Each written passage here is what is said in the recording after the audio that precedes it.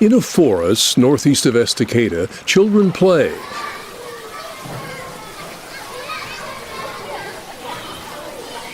During a weekend at Camp Erin, children grieving the recent loss of a loved one. Early Friday, though, it's the voices of adults we hear. Local volunteers from New York Life delivering supplies for this, the 10th Camp Erin here. It honors Aaron Metcalf of Woodinville, Washington, who died of liver cancer at age 17. Founded by Providence Hospice of Oregon and the Moyer Foundation, the free camp offers kids 6 to 17 fun and skills to cope with their loss. So learning about grief, trying out different ways of expressing their grief through art and movement and play and talking. Camp Erin, Camp Erin, she's a happy feeling blue. 60 volunteers from Providence will help create that environment. We're just kind of, they're buddy for the weekend, and we're there with them and we walk the journey with them. Tony knows that journey. As a young adult, she lost her mom to cancer. Like the water skippers in the nearby creek, the girls she bunks with will realize they're not alone. Here's your schedule. Volunteers bring a wide variety of experiences to camp. All need to be patient listeners, a little silly, able to go without sleep, and not be scared by sudden swings in emotion.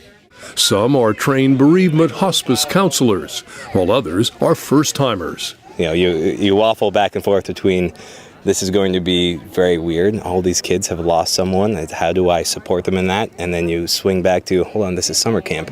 There are llamas floating around over there. Rojo and Smokey are as big a hit with the volunteers as they will be with the kids. Stuffed animals will greet the campers in their cabins.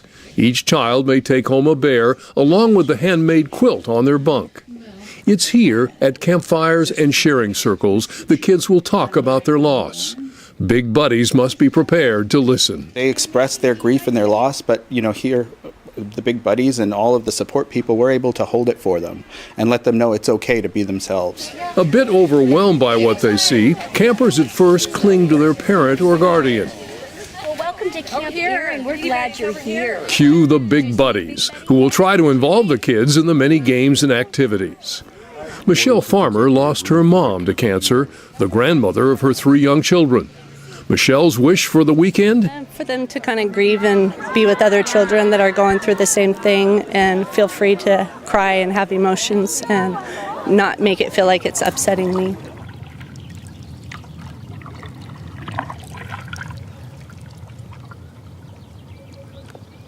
Saturday night, the children will make luminaries, floating them onto the camp pond.